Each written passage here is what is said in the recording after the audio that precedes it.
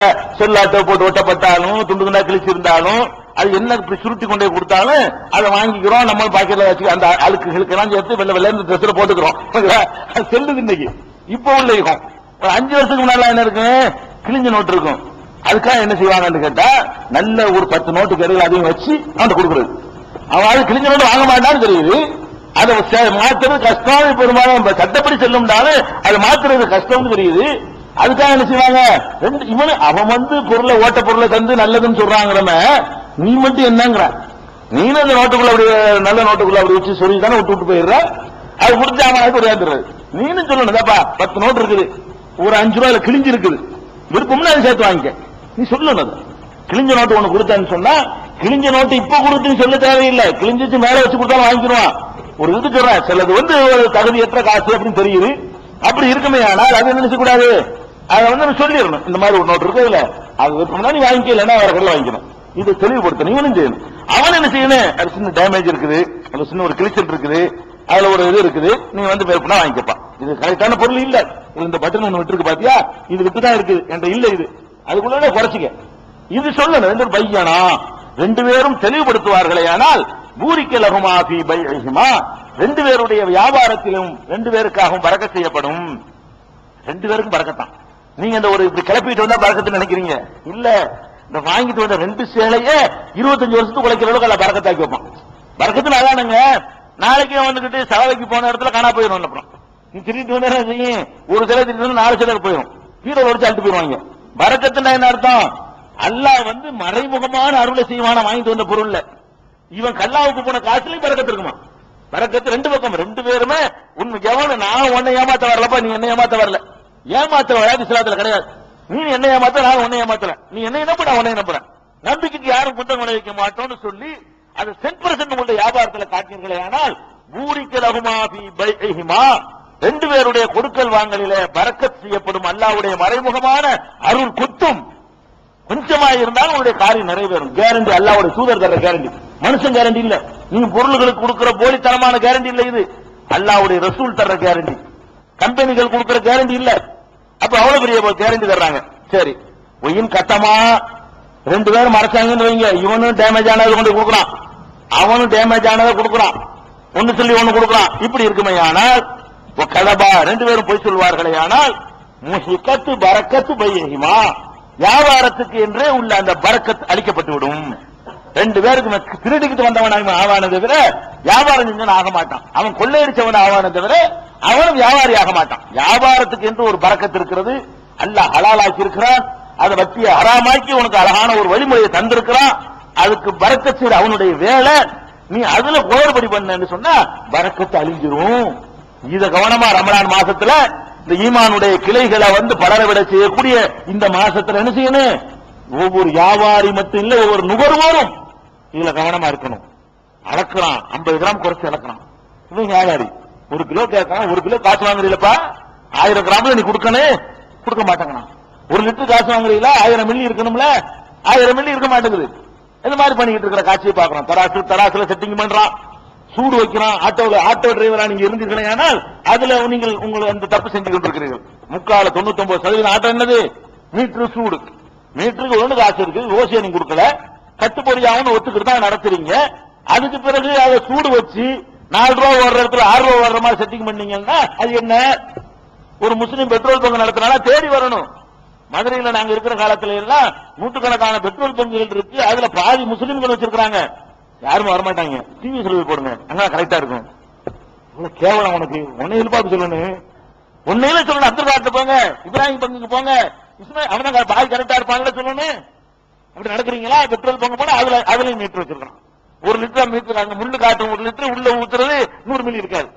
இதை பார்த்துக்கிட்டு இருக்கிறோம். இது மட்டுமா பண்றோம் வியாபாரத்துல? சுப்ஹானல்லாஹ். இந்த பிராடுல வாங்க வர்றானே அவன் ஒரு பிராடு, விக்கிறவன் பிராடு. முன்னொருத்தருக்கு வாங்கிட்டு போறான் முதலாளிக்கு வேண்டி 10 கிலோ சீனி, ஒரு 9 கிலோ போடுங்க, 10 கிலோ பில்ல தாங்க. இவரு விசுவாசமா இருக்காரு முதலாளிக்கு. வாங்கிட்டு முதலாளி 10 கிலோ சீனி வாங்க சொல்லுவாருங்க. 10 கிலோ சீனி வாங்க சொன்னா 10 கிலோவுக்கு 9 கிலோ போடுங்க, நீங்க 10க்கு பில்ல தாங்க. அவன் என்ன செய்யறான்? சரி கொடுக்குறான். எதுக்கு? இந்த மாதிரி ஒரு கேனையும் எடுத்து தொடர்ந்து நம்மள்கிட்ட வருவான். கரெக்டா இருந்தோம்னா அந்த இடத்துக்கு போயிடுவான். அவன் அது மாதிரியான இடத்துக்கு போயிடுவானா. இவனை வர வைக்கணும்னு சொன்னா சரி நமக்கு டெய்லி 10 கிலோ வியாபாரம் கிடைக்குதுல அப்படின்னு சொல்லிட்டு 9 கிலோ போட்டுட்டு 10 கிலோ பில்ல போட்டுட்டு 9 கிலோ தான் காசு வாங்குறான். அவன் 1 கிலோ திருடுவதற்கு உதவுறான். இன்னொருத்தனுடைய காசு அவன் திங்கிறதுக்கு உதவுறீங்களா இல்லையா? எந்த பெட்ரோல் பங்க்ல நீங்க கேட்ட மாதிரி பில்லு கிடைக்கல சொல்ல பாப்போம். சென்னையில பெட்ரோல் போட்டுப்புட்டு உங்களுக்கு எத்தனை லிட்டருக்கு பில்லு வேணுமோ அத்தனை வாங்கிக்கலாம் தெரியுமா உங்களுக்கு? சென்னையில போய் நீங்க பெட்ரோல் போட்டீங்கன்னு சொன்னா டீசல் போட்டீங்கன்னு சொன்னா 80 போட்டு 100க்கு பில்லு தாண்டா தருவான். அது என்னன்னா 1 லிட்டருக்கு எத்தனை அவருக்கு 1 ரூபா 2 ரூபா கொடுத்துடணும். அவருக்கு பில் போடுறேன் 2000 ரூபா அவருக்கு கொடுத்துடணும். 1 லிட்டருக்கு ரேட் எவ்வளவு?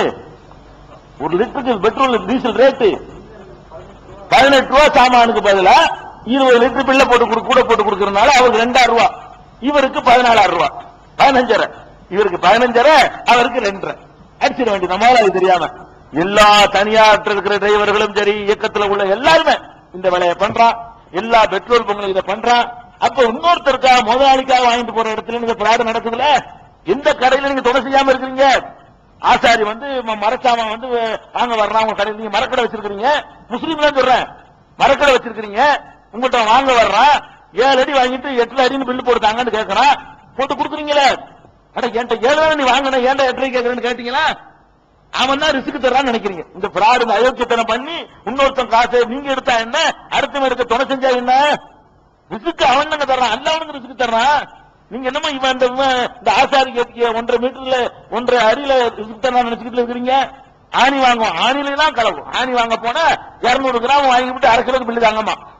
வாங்கினா 200 கிராம் ஆணி 200 கொடுத்து நீ 1/2 கிலோக்கு பில்லு கொடுத்துருக்கே இல்லையா? என்ன யார் நடத்தலங்கிறீங்க? மளிகை கடையில இருந்து, விறகு கடையில இருந்து, எலக்ட்ரிக் கடையில இருந்து எல்லாம் பிராடு பிராடு பிராடு பிராடு. மொத்த வியாபாரம் நாசக்கடை இருக்கு டோட்டல். இவன் அவங்கிற வேறுபாடு இல்லாம எல்லாத்தையும் நாசக்கடை பண்ணி வச்சிருக்கான். இதுல ஒரு வித்தியாசமா நீ நடந்து காட்டினா உனக்கு ஆகிறதுக்கு நல்லது. துன்யாவுல எவ்வளவு அழகானமோ என்ன மார்க்கம் பாயுது. கூட்டம் கூட்டம் வந்துட மாட்டான். என்னடா இப்படி வாங்குறவன எப்படி இருக்கான், விற்கிறவனு அப்துல் கார்னு பேர் வச்சுன்னு மாறுறாங்களா, என்ன மாத்திரம் பண்றாங்க தெரியாது நினைக்க மாட்டான். அப்ப நம்ம அல்லாஹ்வுக்கு பயப்படணும். இந்த பிராடுகளுக்கு துணை செஞ்சிடாதீங்க, பரக்கத்து இல்லாம போயிடும் உங்களுடைய வியாபாரத்துல. அவன் ரிஸ்க் தர்றான்னு நினைச்சுக்கிட்டு இருக்கிறீங்க. நீங்க கரெக்டா நடந்து பாருங்க, அல்லாஹ் ரிஸ்க் தருவான். இது ஒரு கவனத்தில் வைத்துக் கொள்ள வேண்டும். இன்னும் சொல்ல போனா பெருமானார் ஸல்லல்லாஹு அலைஹி வஸல்லம் இந்த ஃப்ராட் எல்லாம் வந்துடக்கூடாதுங்கறதுக்கா அட்வான்ஸால என்ன சொல்றாங்கன்னு கேட்டா, சஹீஹுல் புகாரில 2076வது ஹதீஸ்ல சொல்றாங்க, நீங்க வித்தாலும் சரி வாங்கினாலும் சரி நீங்க என்ன செய்யணும் தெரியுமா? ஒரு பக்கம் உங்க காசு போற மாதிரி கொடுங்க, கொஞ்சம் முளைக்க கொடுங்கிறாங்க. அதாவது 1 கிலோ கேட்கிறானா 1 கிலோ 5 கிராமும் கொடுங்க. அவன் என்ன செய்யணும்? ஓய்ந்ததுக்குப்பா குறைப்பா கரெக்டா கொடுப்பா அவன் சொல்லணும். வாங்குறவன என்ன செய்யணும்? அப்படி சொல்லணும், இன்னும் கொஞ்சம் இழுத்து விடுங்க, இன்னும் கொஞ்சம் தள்ளி விடுங்க. நீங்க சொல்லக்கூடாது, நீங்க 1 கிலோக்கு தான் காசு கொடுக்குற, பிச்சை கேட்கல. 1 கிலோ கரெக்டா கொடுவோம், நீ எனக்கு பிச்சை போட நீ யாரு? இப்படி கேட்கக்கூடியவர்களாக 2 பேருமே பெருந்தன்மையாக நடந்து கொண்டார்களே. ஆனால் அதுக்கு ரஹிமல்லாஹு ரசூலுல்லாஹ் துஆ செய்றாங்க. ரசூலுல்லாஹ்வுடைய துஆவுக்கு கிடைக்குமா ஒரு ஆளுக்கு? பெருமானார் ஸல்லல்லாஹு அலைஹி வஸல்லம் துஆ கிடைக்கலன்னா சும்மாவா? ஒரு ஆளுக்கு தான் செய்றாங்க. ரசூல் ஸல்லல்லாஹு அட்வான்ஸ் துஆ. ரஹிமல்லாஹு ரஜுலன், ஒரு மனிதனுக்கு அல்லாஹ் ரஹ்மத் செய்வானாக. அல்லாஹ்வுடைய ரசூல் துஆ செஞ்சிட்டு போயிருக்காங்க. எந்த மனிதனுக்கு? சமஹன் இதா பாஅ வ இதஸ்தரா, விற்கும் பொழுதும் வாங்கும் பொழுதும் கொஞ்சம் கூடவே கொடுக்கிறவனுக்கு. விற்கும் பொழுதும் வாங்குறவனுக்கு என்ன செய்யணும்? கொஞ்சம் கூடவே கொடுங்க. 1 ரூபா 90 பைசா 2 ரூபா வச்சுட்டு 10 காசு வைக்கிறது பெருந்தன்மை. மீன் இவன்ட்ட பெருந்தன்மை, அவங்ககிட்ட பெருந்தன்மை. 1 கிலோ 1 10 வச்சுக்கோ அப்படின்னு சொல்லணும். அந்த மாதிரி நடக்கக்கூடியவர்களுக்கு அல்லாஹ் ரஹ்மத் செய்வானாக என்று பெருமானார் ஸல்லல்லாஹு அலைஹி வஸல்லம் அவர்கள் பிரார்த்தனை செய்திருக்கிறார்கள். இதை நம்ம கவனத்தில் வைத்துக் கொள்ள வேண்டும். இது பிற நல்ல நாடுதல், இதெல்லாம் அடுத்தவர் நாடுவதில் இதெல்லாம் இருக்கிறது. இதே வியாபாரம் தொடர்பாக உள்ளதுல முன்னாடியே பணம் செலுத்தி விற்கிற வியாபாரம் இப்ப வந்திருக்குது.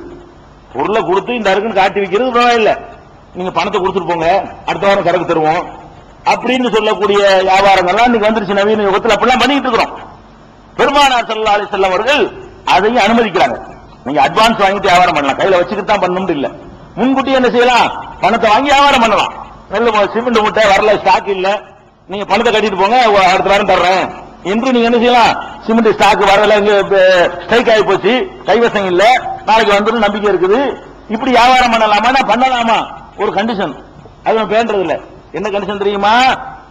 காசை நீ வாங்குறதா இருந்தா, அதாவது ரசூல் ஸல்லல்லாஹு அலைஹி சொல்றாங்க, ஃபீ கைலின் மாலூமின், வசனின் மாலூமின் இலா அஜலின் மாலூமின்.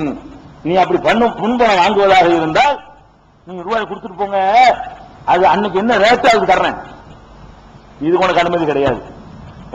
என்ன செய்யணும், நீங்க அப்படி முன்பணம் வாங்குறவனா இருந்தால் கைலின் மாலூம், குறிப்பிட்ட அளவை சொல்ல வேண்டும். முதல்ல என்ன செய்யணும், குறிப்பிட்ட அளவு 75 கிலோ அது இருக்கும், அந்த பொருள் எவ்வளவு இருக்கும், 75 கிலோ இருக்கும் சொல்லணும், அளவை சொல்லணும். வசனின் மாலூமின், அது 75 படி இருக்கும் சொல்லணும் அளவை.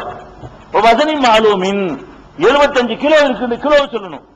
அது மாதிரி இல்ல அஜலின் மாலூமின், எவ்வளவு நாள்ல, 8ஆம் தேதி, 8ஆம் தேதிக்கு 75 கிலோ மூட்டை 120 ரூபாய் ரேட்டுக்கு தருவேன், அப்படிதான் பணம் வாங்கணும்.